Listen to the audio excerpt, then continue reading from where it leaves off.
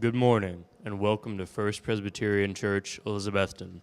This morning's service is recorded and live stream broadcast on our church's YouTube channel, which can be found at fpcelizabethton.org.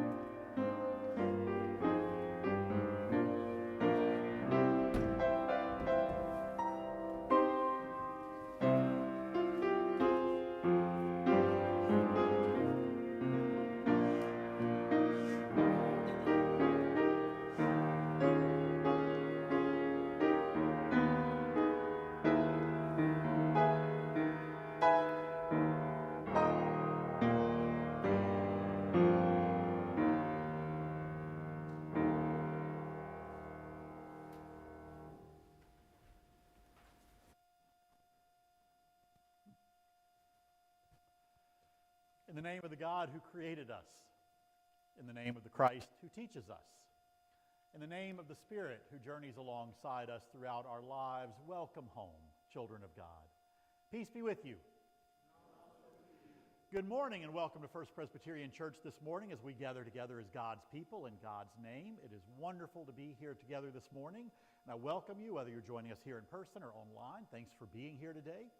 If you are here in person, would you please take a moment and sign those blue friendship pads, pass them down. If you're joining online, would you please sign in on the YouTube chat? Like we do every Sunday, we'll add up everybody in worship, give $1 for whatever our ministry of the day is. For everybody who's in worship, this is a third Sunday of the month. Thank you. Wow, November's going by fast. So it means our recipient today is Shepherd's Inn. It's a shelter here in Carter County that provides a safe space for women and children fleeing domestic violence.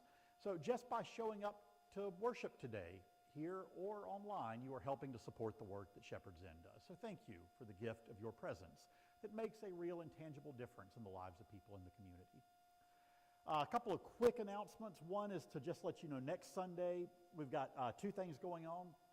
During worship, we'll have a very brief congregational meeting in which we'll hear from the nominating committee and elect our officers for next year. The second is next Sunday afternoon, starting at 4 o'clock.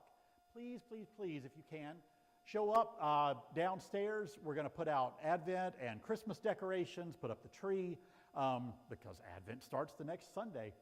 And we will have a soup supper after that. So worship committee, I know usually, where is Paul? Oh, there you are, hiding behind the organ.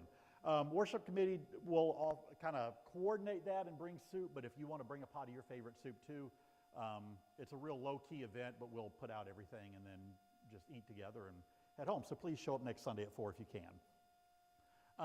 That's what I have. Rebecca, you want to make your announcement? While Rebecca's coming up, anybody know of anything else I missed? Joys, concerns, anything? Okay, go ahead, Rebecca.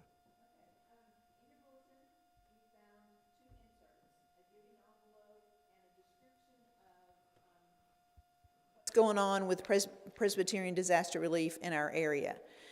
And instead of repeating all this to you, I'm going to offer you something different.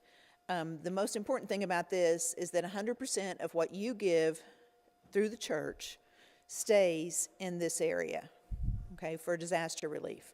That fund has accumulated about $26,000 so far. We're going to be here for a long time. We're going to be working for a long time. There's lots to do. So please, I invite you to think of this as a recurring gift versus a one-time. But hang on to these so you can, there's a QR code, of course, that you can use to the website. The thing I wanted that's not here is the applications for Presbyterian disaster relief are not only going to come through churches, but we're looking to the churches in the Holston Presbytery to be one of our primary sources of applications. So you are the eyes and ears. You hear about somebody having a problem or having a need that isn't being addressed, you can contact me, or you can also use that QR code to get to the website. But that's one thing that I will invite you to do. There are incredible things happening in the area. Long-term planning committees are forming that intend to, so it's not just about, well, $26,000, what will that do? But we're going to be an integral part of these long-term planning committees. We're going to know the organizations and everything that's happening and what's going on. And where there's a place or where there's a group that's doing something and needs a little bit extra, then we, pop in. So, and then also, hopefully, at some point in the future, we'll be able to come up as a congregation with some kind of plan, a work day or a regular schedule or places. And there's also lists of places you can volunteer on the website as well. Volunteer United is an easy one to Google and find a spot. But there's a lot of pressure from those guys up there that I don't talk very long, so just give. I'm pretty sure you said that. I just want to make sure everybody's clear. We're talking assistance for anybody in your circle. This is not just for somebody who's a Presbyterian or connected to a Presbyterian church or anything. You know people in the community in your lives who need assistance and are having a hard time finding it. This is hopefully a way to help connect them with resources, including our local Presbyterian committee who is working on this and engaging services much broader than just the Presbyterian church. So thank you, Rebecca. And Cody asked me to just remind us that on November the 22nd, which is Friday, is the Concert for Change at ETSU. You'll find that information in your bulletin and in your e-news. So please show up to that if you can. It's a great chance to dress up, and it's a formal, yeah. Also, I had a couple people ask me, everybody is welcome. You don't have to be Muslim to attend. There's just a concert, a charity, just for a good cause. I'd hope to see everybody there. Thank you, Cody. Any other joys or concerns? Then we begin this morning, as we do every week, which is to celebrate the basic core of the gospel around which we gather. That is a reminder that God loves all of us and all people everywhere, without condition and without exception. Because in our unique and beautiful diversity, every one of us and everybody around the world is a beautiful reflection of the image of God. That includes our diverse sexual and gender identities, lesbian, gay, bi, trans, queer, straight, male, female, non-binary, our diverse racial and ethnic identities, black, brown, white, Asian, indigenous.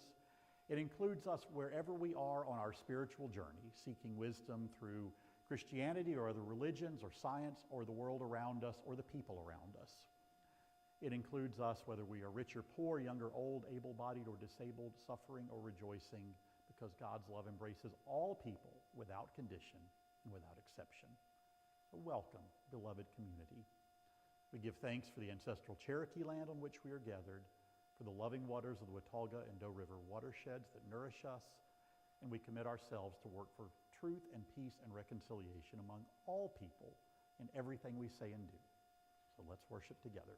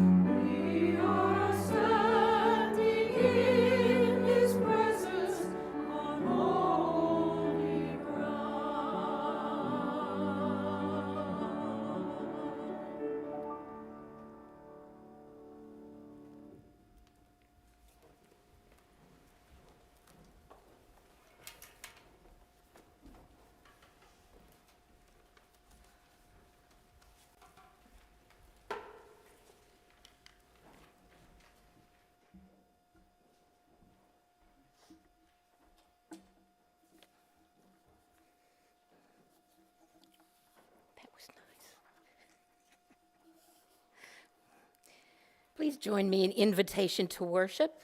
This is from Meditation on the Astral and Ancestral Line by Jessica Rodella. And after I finish, if you will join us in hymn number 687 and read from the bold. Ashes to ashes, dust to dust, we are descended from stardust, gathered of galaxies, created of carbon. From the first tremblings of a vibrant planet, we evolved. We carry the memory of the cosmos, the evolution of our cousins, the encoding of our kin, and the adaptations of our cultures. From planet to people, our lives matter only as much as we mean to make it so. And it is infinitely possible, probably so, from the plan and the planes of the astral and the ancestral, we transformed and are transforming still. For hymn number 687.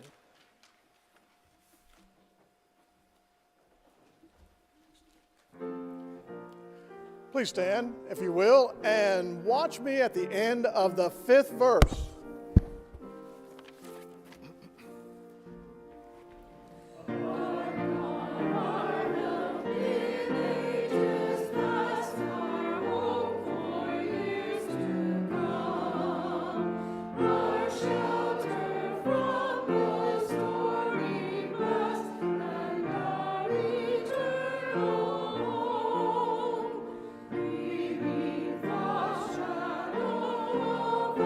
From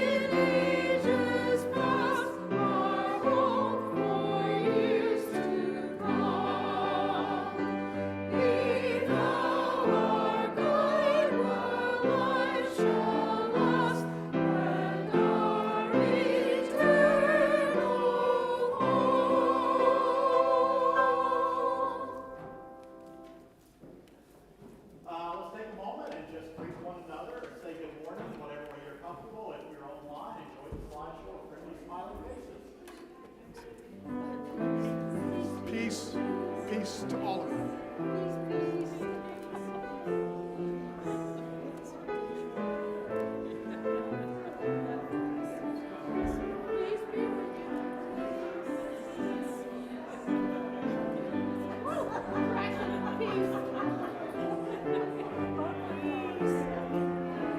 Gotta find my specs. Peace, peace.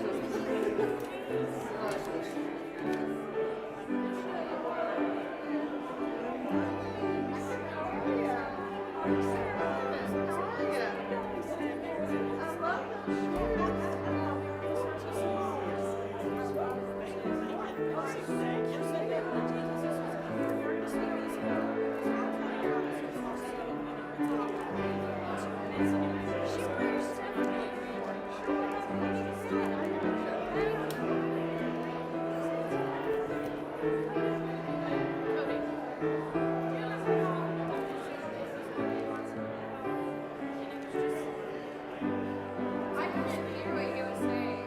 He just kept being like, well, it is all, it's kind of, I'll tell you about it. It's on something. And I was like, this kid's just. I don't know, seriously. And I really didn't like how he talked. It was always so just like, it is all. And it was so boring. That's what I told him. I was like, he's gonna sit there and talk about all this, but next he just. It was so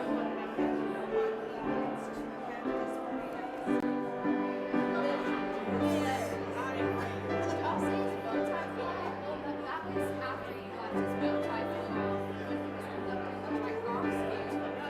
That's what I was thinking about. We all went up with the Martyrs to watch it, and both me and Miss Smith didn't have our glasses on, and we thought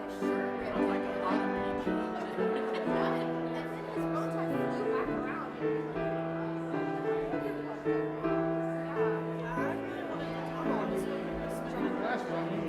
then his bow tie flew back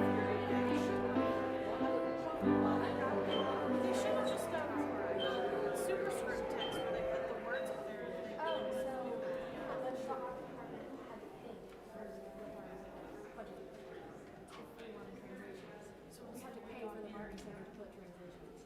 so instead we got him trying to explain it. Ooh, I wish I would have called this. This was the most.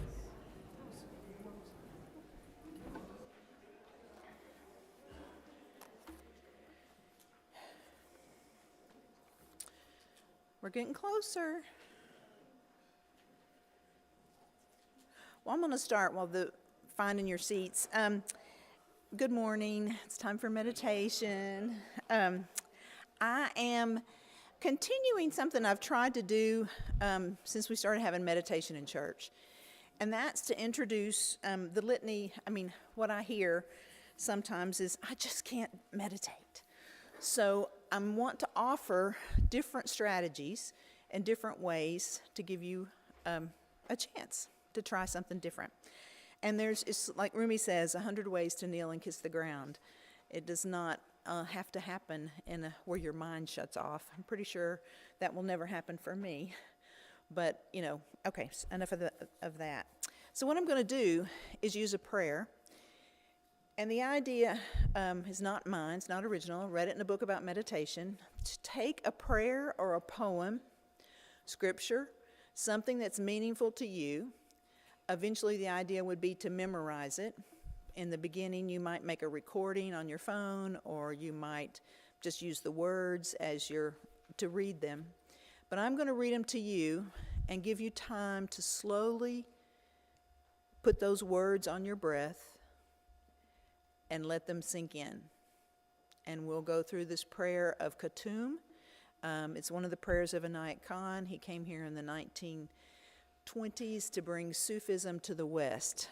So I'm going to be modifying his language just a little bit. It's full of thys and thous and words we don't use anymore. So I invite you to find your posture that works for you. As Bill reminds us, when the body's still, it's easier for the mind to be still. And just follow your breath.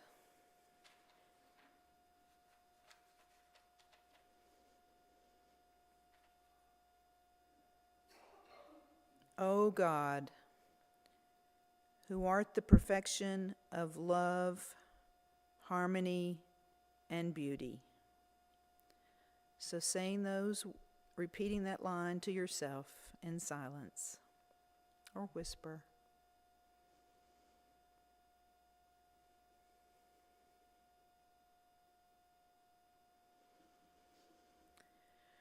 The Lord of heaven and earth,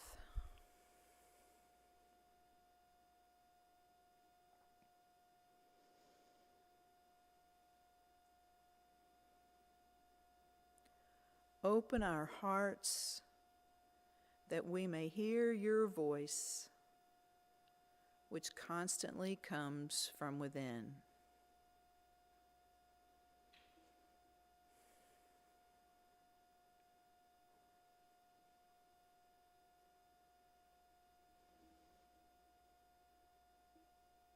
Disclose to us your divine light.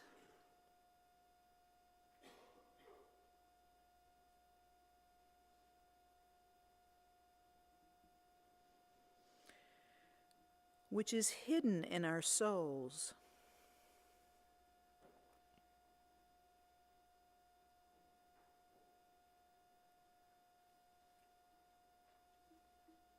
that we may know and understand life better.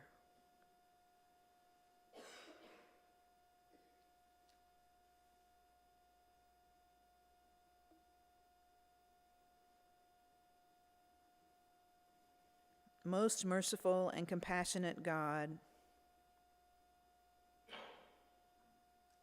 give us your great goodness,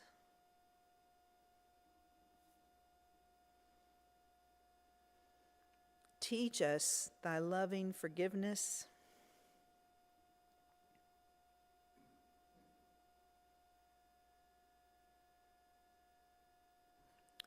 raise us above the distinctions and differences which divide.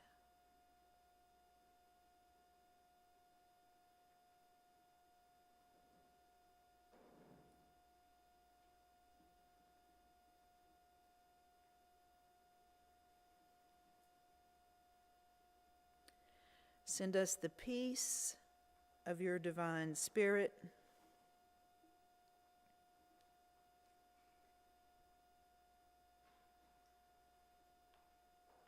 and unite us all in your perfect being.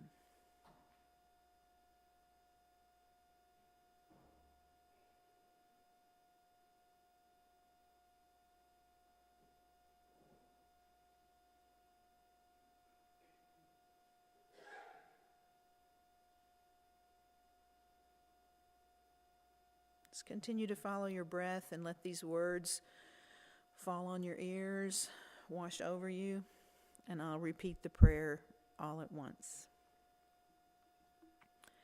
O God, who art the perfection of love, harmony, and beauty, the God of heaven and earth, open our hearts that we may hear your voice, which constantly comes from within. Disclose to us your divine light, which is hidden in our souls, that we may know and understand life better.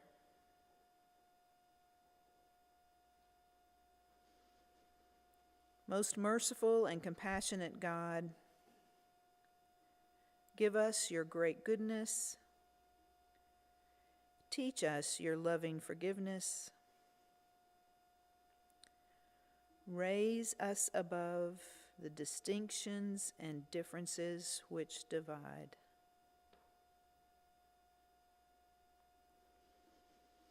Send us the peace of your divine Spirit,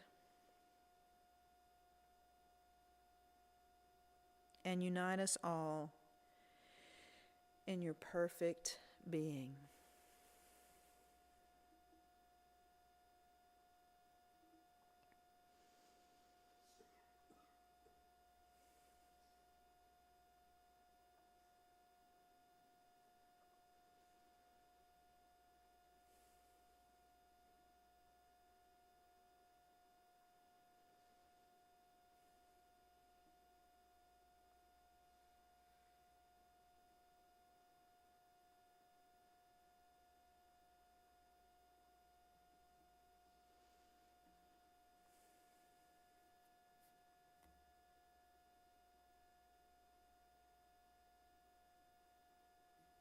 Amen.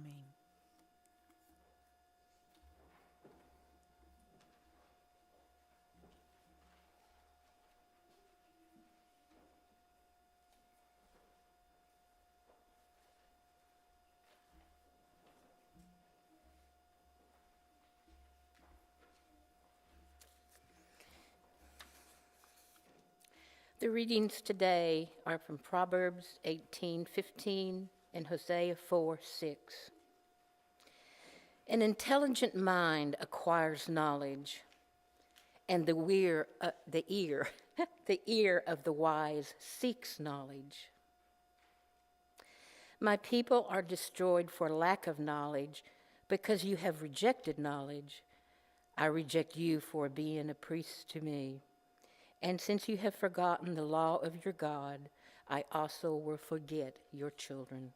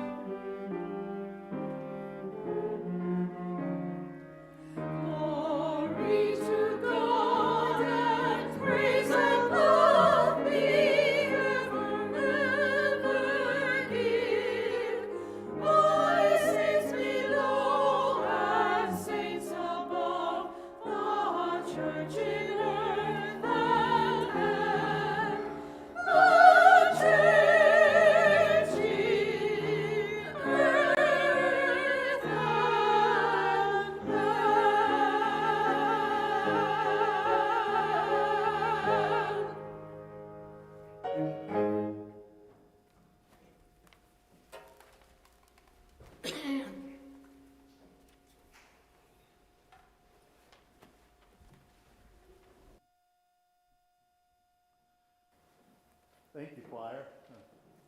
I like that. It's well done. Thank you. Ginger, thank you for reading this morning. Rebecca, thank you for that meditation.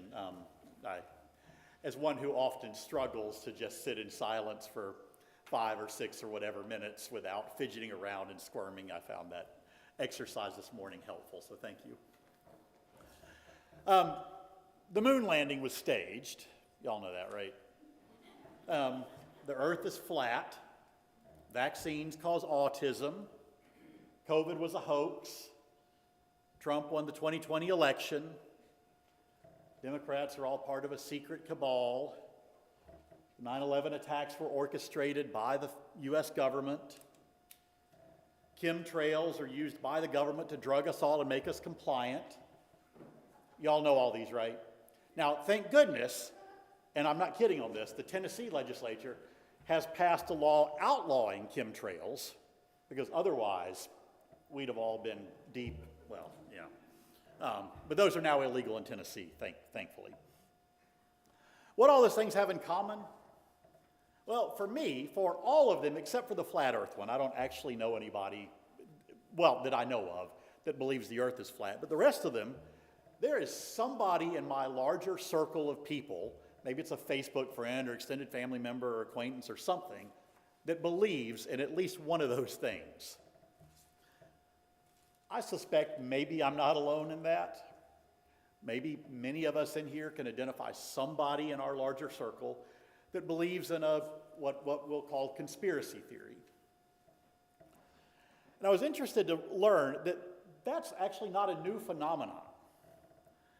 Bill Kaysing was a naval officer. He worked for one of the rocket manufacturers for NASA's Apollo moon mission. He published a book in 1976, and in that book he claimed that the moon landings were faked. So that's at least, nearly 50 years. Conspiracy theories go back even farther than that, though.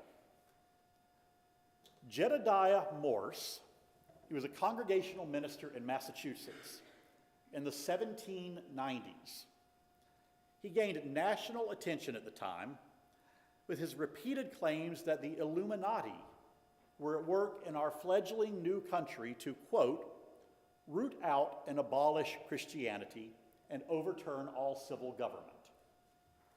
Now, maybe civil government has been overturned, I don't know, but a couple hundred years later, conspiracy theories still abound.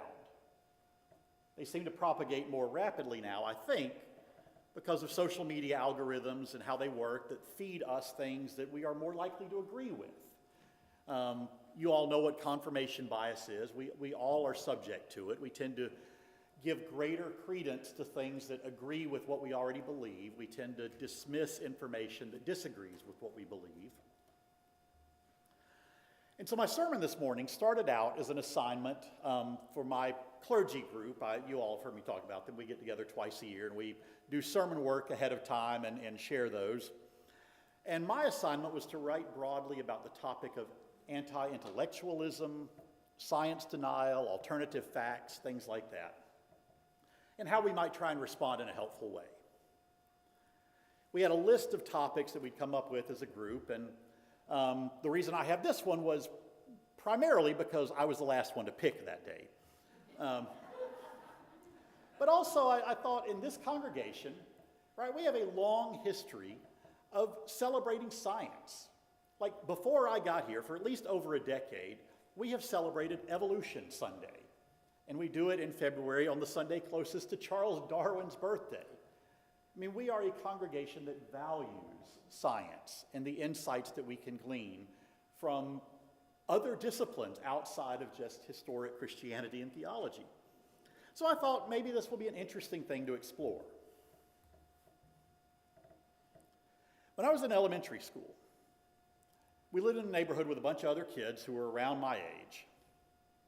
Every day after school, we would grab our bikes, we would head out to explore the neighborhood. Sometimes that meant playing down by the creek or building a fort in the woods in this little area that had not yet been developed into housing. Other times we'd find a construction site and play around that all day. In the skeleton kind of frame of a house, kind of imagining what that house would look like and playing through it and what friends might eventually live in there one day. And for none of those adventures did they involve any kind of adult supervision. We played near water where somebody could drown.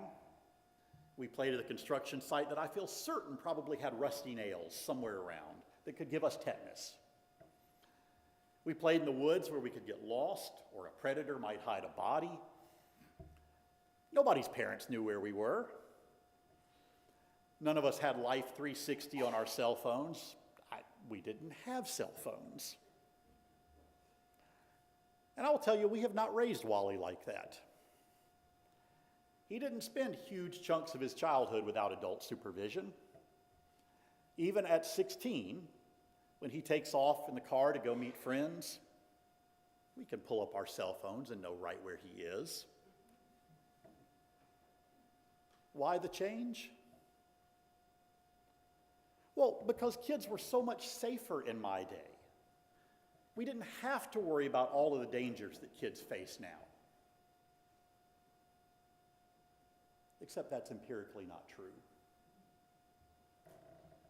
In 1960, the violent crime rate was 161 per 100,000 people.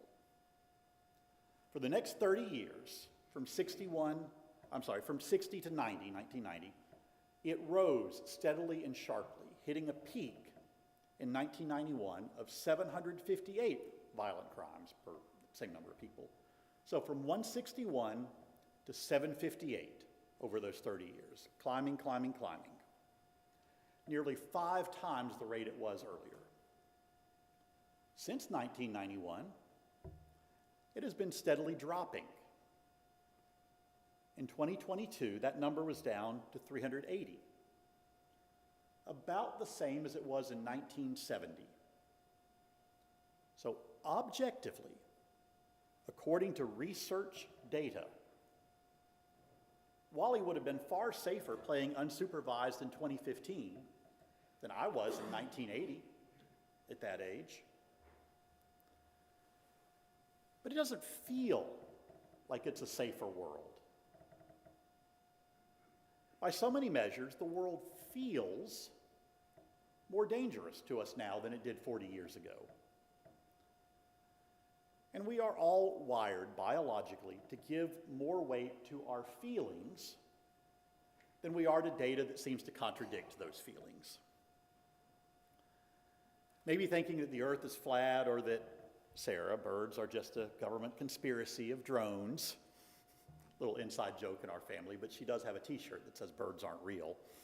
You'll have to ask her about it. It does. Okay. Maybe those conspiracy theories seem really far-fetched. But on the other hand, unless any of us have been up on the International Space Station, or we have circumnavigated the globe ourselves, we hear the earth is round, we're really just trusting the data of other scientists who tell us that the earth is round. So how do we decide what data, what claims we trust and what to reject? How do we deal with data that seems to contradict our own feelings and our experiences? And how do we engage positively with people around us who do reject what to us feels like pretty overwhelming evidence? Especially if and when that rejection has larger societal consequences, like denying the efficacy of vaccines certainly can lead to larger danger in the community, or denying the legitimate 2020 election results can and did lead to pain and death and destruction of our Capitol building and multiple injuries and $3 million in damages. So sometimes there are real consequences of not believing facts. Keith Belitzy is a professor of human development and family science at the University of Connecticut. He's one of among many people who are doing research on these questions. And he identified some common reasons why many of us reject information or embrace misinformation. One of those reasons is just cognitive bias. We want to believe things that agree with us. We want to dismiss things that don't. Another relates to how data is often used. We all know that facts are often misrepresented. Select pieces of information are taken out of context and used in a manner to support an argument that they were never intended to or designed to do. Think about how cigarette companies in the 1930s capitalized on public trust of doctors, physicians, to make smoking seem less dangerous or even healthy. Even legitimate and well-produced research can be presented in ways that contradict what the research actually is intended to show. The other reason, or another reason that he identified, particularly why misinformation flourishes in our culture, is that people do not believe the messenger. In 2000, which is the year that I was ordained and entered ministry in the Presbyterian Church, Pew Research showed that 2/3 of the public trusted clergy, believed that pastors had high ethical standards. Anybody want to guess what that is in 2023? It's less than a third. Less than a third. And it's not just clergy. Other professions have experienced a similar decline in public trust. We have a lot of educators in this congregation. Let me ask you all who are in education, including my mom and my mother-in-law. Do you feel that erosion of public trust in you doing the very job that you were trained and educated to do? I'm going to guess yes. The very notion of an expert can be polarizing depending on whether the listener can relate to the messenger's experience, their expertise, their education, even their morality. In fact, one of the things that the researcher turned up is that even physical appearance of the messenger can have an impact. We are biased as humans to trust people that look and sound like we do.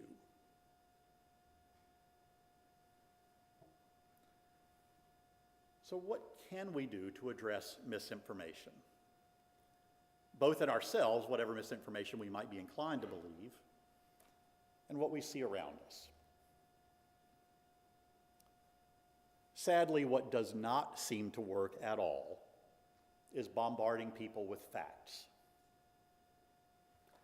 News outlets have reported over and over and over again that there is no evidence of widespread election fraud in 2020, and that Trump did, in fact, lose that election.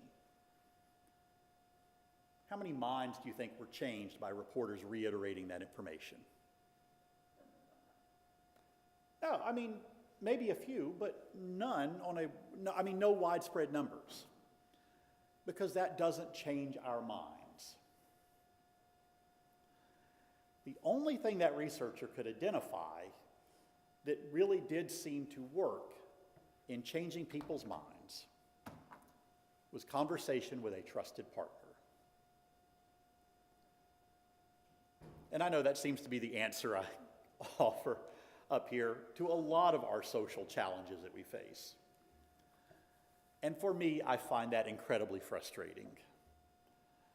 I find it frustrating because there does not seem to be a way to make sweeping, widespread, substantive change. We cannot just appeal to a media outlet that's trusted by everybody to present a set of facts and people to change their minds and believe them. There does not seem to be, at least that nobody has discovered yet, a way to change beliefs en masse. The only thing that we've been able to identify so far that actually changes people's beliefs requires relationship and time. And that is a slow process. One of my favorite stories, and maybe I've shared it in here before, but a mentor of mine was a pastor back in the 1960s. He was pastoring a little small country church in the rural South, and one Sunday he preached a sermon on racial integration. After church, one of the elders of that congregation said to him on the way out of church, said, "Pastor, I don't think I want to go to heaven if one of those, and you can insert your own racial slur here, are going to be in heaven too." And my friend looked at that elder and he said, "That may not be a problem you need to worry about."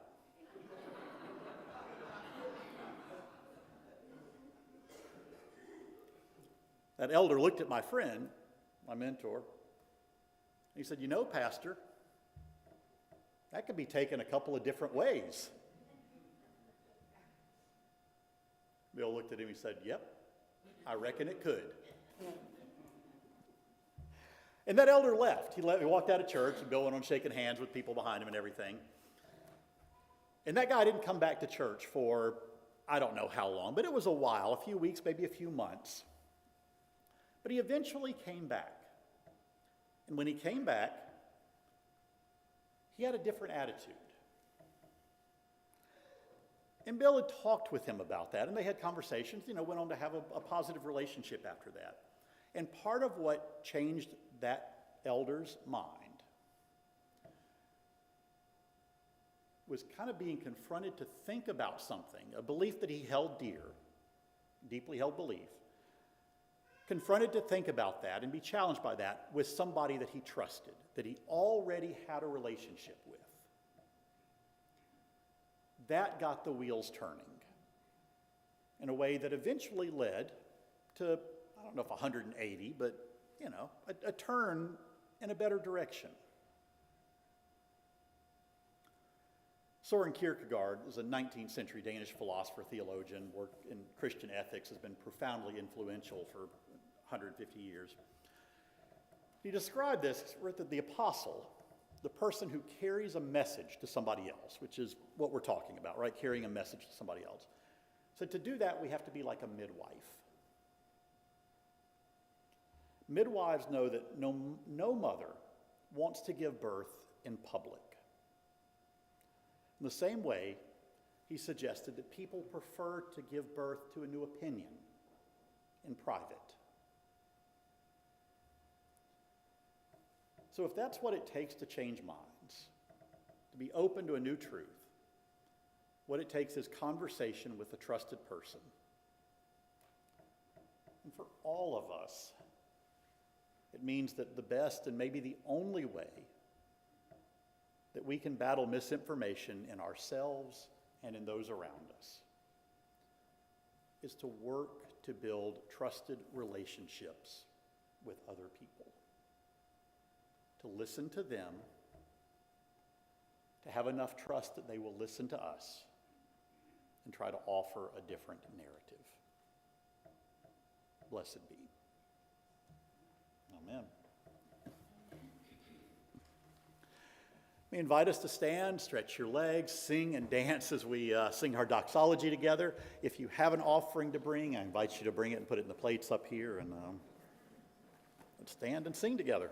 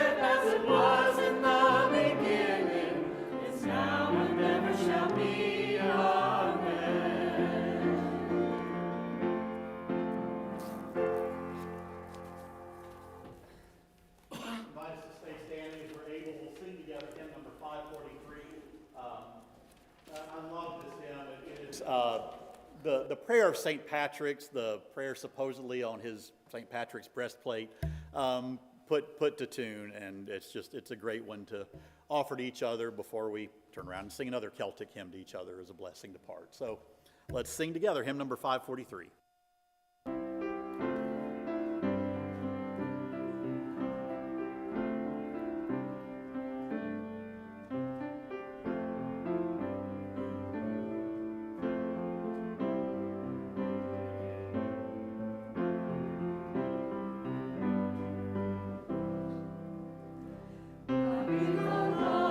Search and keep me, God be the prayer to move my voice.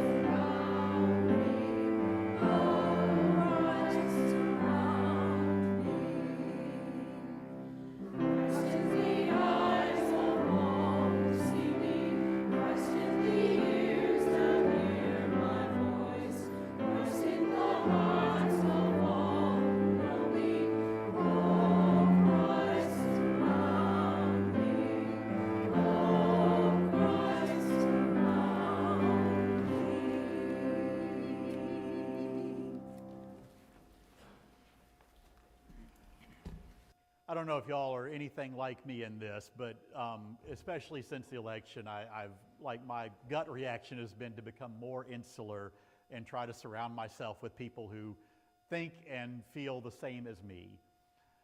That is very counterproductive to what we're talking about this morning and to continuing to build and grow a healthy community. So, as always, my encouragement is to myself and you if it resonates with you too. Let's get outside that comfort zone and continue to find ways to build relationships with other people and hopefully find love and support and positive growth in that. Also, found an earring in the kitchen downstairs if it's yours. Oh, Cody, perfect, okay. I'm gonna set it right here. Let me invite us to gather up in a circle. If you're comfortable joining hands, do so. The words to our blessing are in your bulletin if you need them, and we'll sing a parting blessing to each other.